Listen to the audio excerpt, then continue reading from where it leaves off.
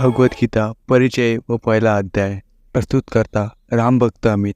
श्रीमद् भागवत गीता हिंदुओं के पवित्रतम ग्रंथों में से एक है। महाभारत के अनुसार कुरुक्षेत्र युद्ध में भगवान श्री कृष्ण ने गीता का संदेश अर्जुन को सुनाया था।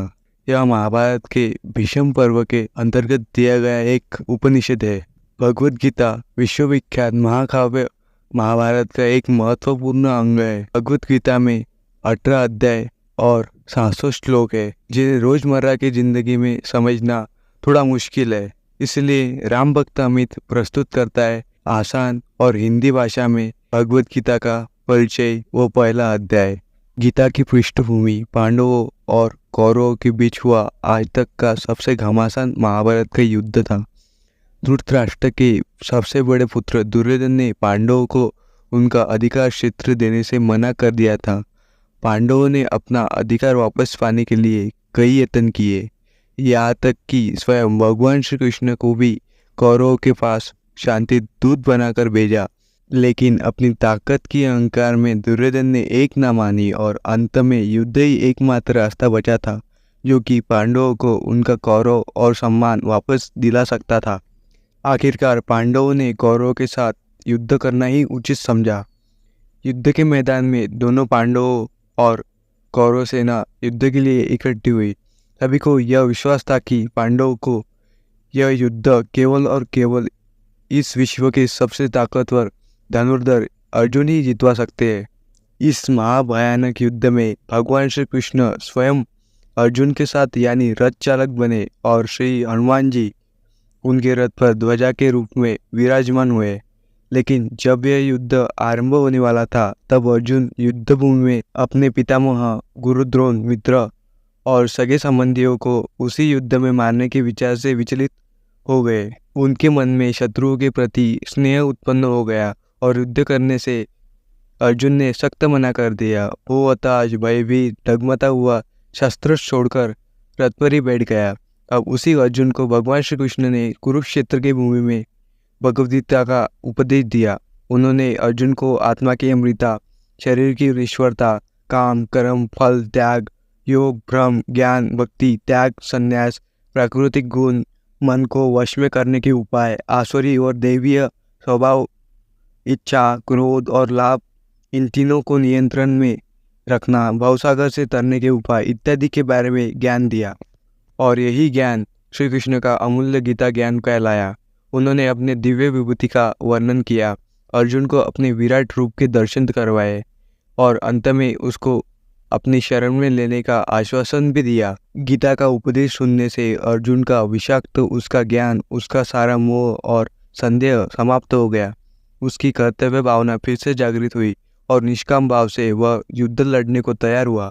उसने वह महाभारत का धर्म युद्ध लड़ा और अपने भाई युधिष्ठिर को उसका अधिकार वापस दिलाया। गीता में जहाँ अध्यात्म के साथ साथ दर्शन शास्त्र है और वही इसमें मानव जीवन में उठने वाली हर समस्या का समाधान भी है। गीता हमें बताती है कि युद्ध में अपने बाहर वाले शत्रु से ही नहीं, बल्कि अपने अंदर वाले अपने मित्र शत्रु से भी लड़ना है। भगवद गीता अपने कर्तव्य से भटके मनुष्य का मार्गदर्शन करती है और वही गीता उसे जीवन में अध्यात्म और धार्मिक मान भी बताती है। जीवन में हमारे शत्रु बहुत है, वह ना केवल बाहर है बल्कि हमारे अंदर भी है। बस इन्हीं पर मुक्ति पाना गीता का उपदेश है। गीता में मोक्ष प्राप्ति के लिए 4 मार्ग बताए गए हैं। पहला ज्ञान का मार्ग, दूसरा कर्म का मार्ग, तीसरा ध्यान का मार्ग और अंतिम भक्ति का मार्ग। यही 4 मार्ग इस उलझनों भरे भवसागर से निकलने के रास्ते हैं। तो चलिए इसी के साथ शुरू करते हैं श्रीमद् भगवद गीता का पहला अध्याय। गीता का पहला अध्याय युद्ध क्षेत्र और अर्जुन की मनोस्थिति को दर्शाता है। व्यूहरचना में खड़ी पांडव और कौरव सेनाओं के योद्धाओं का दुर्योधन वर्णन करता है। दोनों तरफ से शंख बजते हैं। युद्ध आरंभ होने से पहले अर्जुन केशव से अपने रथ को दोनों सेनाओं के मध्य ले जाने को कहते हैं, ताकि वो देख सके कि उसे किन किन लोगों से युद्ध करना है।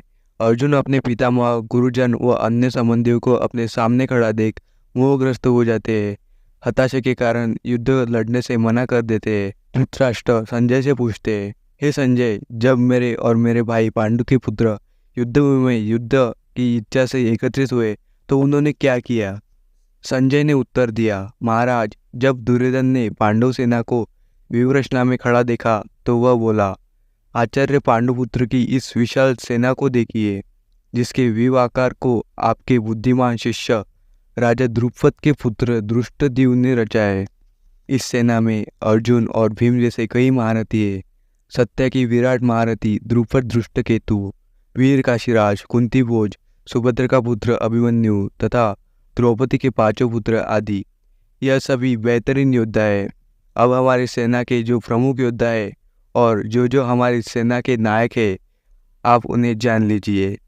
भीष्म, द्रोणाचार्य, कर्ण, अश्वत्थामा, विकर्ण और सोमदत्त का पुत्र भूरिश्रवा, यह सब हमें युद्ध जितवा सकते हैं। और इसके अलावा भी और कई योद्धा है जो मेरे लिए मरने को तैयार है। इन सब के पास तरह तरह के शस्त्र हैं और यह सबके सब युद्ध में प्रवीण है। यह सभी योद्धा युद्ध विद्या अच्छी तरह से जानते हैं। पितामह भीष्म हमारी अजय सेना की रक्षा कर रहे हैं, जबकि भीम पांडव सेना की रक्षा कर रहे हैं। और हमारी सेना पांडवों की सेना से कई गुना बड़ी है। फिर भी आप सब लोग सभी मोर्चों पर डटे रहकर हमारे सेनापति पितामह भीष्म की सब ओर से रक्षा करो। तब दुर्योधन को आश्वासन देने के लिए भीष्म पितामह सिंह की तरह गरजे और जोर से अपना शंख बजाया। युद्ध के मैदान में ढोल, नगाड़े, शंख चारों ओर बजने लगे, जिस कारण चारों ओर बड़े जोर का शोर होने लगा। तब श्री कृष्ण, अर्जुन और सभी पांडवों ने भी अपने अपने दिव्य शंख बजाए। श्री कृष्ण ने अपना पांचजन्य शंख और अर्जुन ने अपना देवदत्त शंख बजाया। काशीराज, श्रीकंडी, द्रुपद, धृष्टद्युम्न, अभिमन्यु व द्रौपदी के पांचों पुत्र, इन सब ने भी अपने अपने शंख बजाए। उन शंखों की भयानक आवाज ने आसमान में गूंजते हुए आपके पुत्र यानी धृतराष्ट्र के पुत्र और उनके पक्ष के सभी लोगों में डर पैदा कर दिया। अर्जुन का रथ श्रेष्ठ था, उसमें सफ़ेद घोड़े जुड़े हुए थे। उसकी ध्वजा पर भगवान हनुमान विराजमान थे और भगवान श्री कृष्ण स्वयं अर्जुन के सारथी थे। जब युद्ध शुरू होने वाला था और शस्त्र लगभग चलने ही वाले थे, तब अर्जुन ने कौरव सेना में धृतराष्ट्र के पुत्र और संबंधियों को देख अपना धनुष उठाया और केशव से कहा, हे केशव, मेरे रथ को दोनों सेनाओं के बीच कौरव के पास खड़ा करो, ताकि मैं उन योद्धाओं को देख सकूं जिनके साथ मुझे युद्ध लड़ना है। मैं उन सभी लोगों को भी देखना चाहता हूँ जो यहाँ युद्ध लड़ने के लिए आए हैं और जो इस युद्ध में दुष्ट बुद्धि वाले दुर्योधन का साथ देने आए हैं। अर्जुन के ऐसा कहने पर श्री कृष्ण ने अर्जुन के रथ को दोनों सेनाओं के मध्य ले जाकर भीष्म, द्रोण और अन्य सभी राजाओं के सामने खड़ा कर दिया और अर्जुन से कहा, लो पार्थ, इन सब इकट्ठे गुरुओं को अच्छी तरह से देख लो। इन सभी के साथ तुम्हें युद्ध करना है। लेकिन अर्जुन ने वहाँ क्या देखा? उसने देखा दोनों सेनाओं में उसके गुरु, दादा, मामा, भाई, पुत्र, पौत्र, मित्र और अनेक शुभचिंतक खड़े हैं। जब अर्जुन ने अपने बंधुओं को सामने तैयार खड़े देखा तो वह भावुक और कमजोर हो गया और बोला, हे केशव, युद्ध की इच्छा रखने वाले इन मित्रों और संबंधियों को देखकर मेरे अंग ढीले पड़ रहे हैं। मेरा मुंह सूख रहा है और मेरे रोंगटे भी खड़े हो रहे हैं। मेरा गांडीव धनुष भी मेरे हाथों से गिर रहा है। मेरी सारी त्वचा जल रही है। मेरा मन चक्कर खा रहा है और मैं खड़ा भी नहीं हो पा रहा हूँ। मैं इस युद्ध में अपने सगे संबंधियों को मारने में कोई भला नहीं देख पा रहा हूँ। मुझे ना ही लड़ाई चाहिए और ना ही राज्य और ना ही सुख चाहिए। हमें ऐसे राज्य से, ऐसे सुख भोग से, यहाँ तक कि हम जिंदा रहकर भी क्या करेंगे, क्योंकि जिन गुरु, दादा, मामा, पुत्र और पौत्र तथा संबंधियों के लिए राज्य भोग और सुख चाहते, वह तो धन और प्राणों का मोह त्याग कर या युद्ध में मरने के लिए भी तैयार खड़े हैं। तीनों लोगों के राज्य के लिए भी मैं इन सब लोगों को मारने के लिए तैयार नहीं हूँ। फिर पृथ्वी के इस छोटे से राज्य के लिए तो बिल्कुल भी नहीं। फिर चाहे यह सब मुझे ही क्यों ना मार डाले। धृतराष्ट्र के इन पुत्रों को मारने से हमें भला क्या ही सुख मिलेगा? हमें क्या लाभ मिल सकता है? इन दुष्ट लोगों को मारने से हमें केवल पाप ही लगेगा। इसलिए अपने ही संबंधी धृतराष्ट्र के पुत्र को मारना हमारे लिए उचित नहीं। अपने ही इष्ट बंधुओं को मारकर हम कैसे सुखी रह सकते हैं? यह ठीक है कि लोगों के मन में लोभ लालच भरा है, इसलिए यह सब ना तो परिवार का विनाश और ना ही मित्रों से विद्रोह करने के आपको देख पा रहे हैं। लेकिन हमें तो युद्ध के कारण होने वाले परिवारों का नाश साफ साफ दिखाई दे रहा है। हमें तो इस पाप से बचने के ही समझ होनी चाहिए। कुल का विनाश हो जाने पर पुराने चले आ रहे कुल धर्म और विधान दोनों नष्ट हो जाते हैं, और इन दोनों के नष्ट हो जाने से परिवार में अधर्म और विनाश के सिवा कुछ नहीं बचता।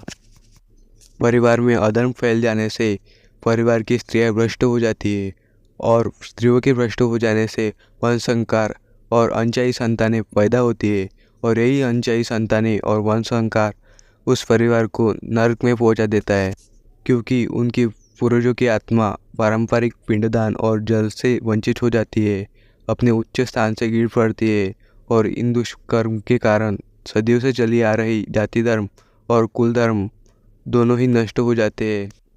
गुरु परंपरा से हम यह भी सुनते आ रहे हैं कि जिन लोगों के पारिवारिक धर्म और विधान नष्ट हो जाते हैं, उन्हें अवश्य ही निश्चित काल के लिए नरक में रहना पड़ता है। हे केशव, हम तो यह बहुत बड़ा पाप करने जा रहे हैं, और यह अनर्थ करने को तैयार है, जो केवल राज्य का आनंद पाने के लिए अपने इष्ट भाइयों को मारने के लिए तैयार हो गए हैं। मेरे लिए तो यह कहीं अधिक अच्छा होगा कि धृतराष्ट्र के पुत्र शस्त्र हाथ में उठाकर मुझे ही मार दे, और मैं बिना शस्त्र उठाए, बिना उनका मुकाबला किए मैं मारा जाऊँ। ये कहकर अर्जुन रण क्षेत्र में अपना धनुष्य बाण नीचे रखा और निराशित होकर रथ पर ही बैठ गया। इसी के साथ भगवत गीता का पहला अध्याय खत्म होता है। बाकी के अध्याय भी आपको जल्दी चैनल पर देखने को मिल जाएंगे। इसके लिए चैनल सब्सक्राइब ज़रूर करें, ताकि आप अगले अध्याय कभी मिस ना करो। और कमेंट में हमारे द्वारा किया गया यत्न कैसा लगा ज़रूर बताइए। मैं मिलूँगा आपको अगले अध्याय में। तब तक के लिए जय श्री कृष्णा।